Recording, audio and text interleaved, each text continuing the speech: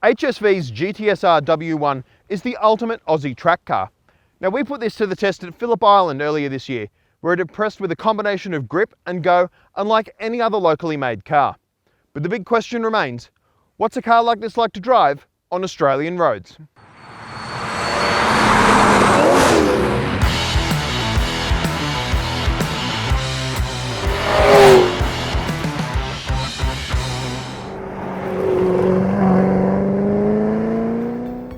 Viewed objectively, this car is irrelevant. It's obsolete, a dinosaur outside its time, and an anachronism driven by an irresponsible lust for speed and power, one that has no place in a politically correct society. The HSV GTSR W1 is a two-fingered response to emissions laws, speed cameras, noise pollution, and the nanny state. It's the ultimate expression of the Australian muscle car. And it's bloody awesome.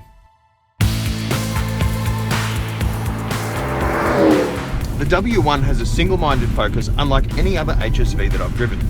Now, the normal GTS is a pretty extreme car, one that really does tick a lot of boxes for drivers, but it still has multi-mode suspension with comfort and touring settings and things like that. You can have it with an automatic transmission. None of that's available in the W1. You get fixed rate suspension, pinched from V8 supercars, and a manual transmission or nothing. So you have no choice but to go with a manual transmission. You know what? That's not a bad thing.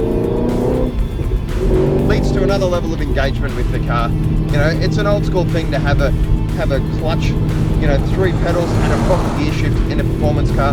Really, there's very, very few performance cars left in the world with more than 400 kilowatts that offer a manual transmission option. This is one of them, and it is an absolute joy to drive. Sure, it's a little bit bulky and a little bit agricultural. You do have to muscle that gear shift from time to time. But you know what? It really does add to the driving experience. I always have preferred my V8s with a manual transmission, and I think I always will. The GTSR W1, or W1 for short, represents the end of an era for Australian manufacturing. Holden's Go Fast specialists threw everything they had at the sedan, which costs an eye-watering $169,990 plus on-road costs, around double the price of a regular HSV Club Sport or triple the price of a fully loaded Commodore SS. That money goes into transforming an already capable sports sedan into something truly special. The heart of the matter is a new engine pinched from the previous generation Chevrolet Corvette ZR1. Dubbed LS9, the motor uses a massive supercharger to extract 474 kilowatts and 815 newton meters from a 6.2 litre V8 that's otherwise similar to what you'll find in regular HSV models. That V8 is just lovely to use in everyday driving. You don't have to shift out of top gear anymore to overtake people, thanks to that close ratio transmission, and you've always got punch in reserve, whether you just want to roll onto the throttle to increase your speed a little bit, or really get a hustle on. That's a car that can do everything. Let's give it a little bit of a go.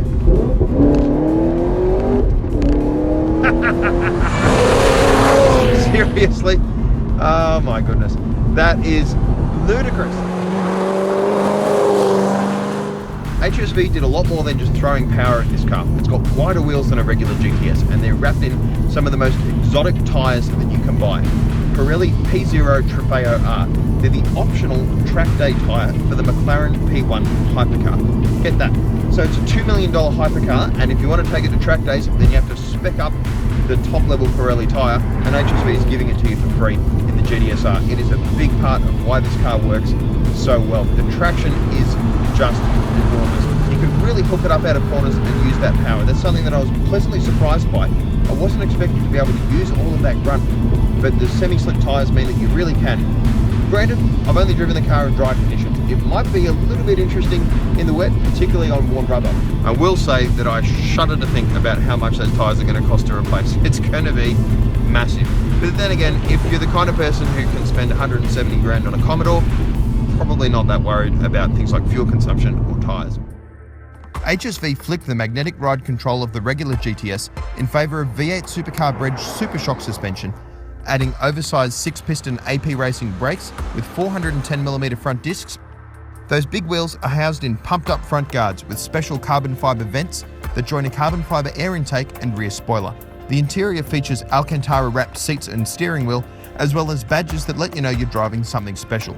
Unlike FPV's run-out GTF, this is much more than a sticker pack with a bit more power. This truly is a special car, one that takes the regular HSV theme and cranks it up another notch. It's a genuine, authentic attempt to build the best performance car possible, and that's why it costs nearly 170 grand. The GTSR W1 truly is a magnificent machine. It's the crowning achievement of the Australian automotive industry. And I just want one.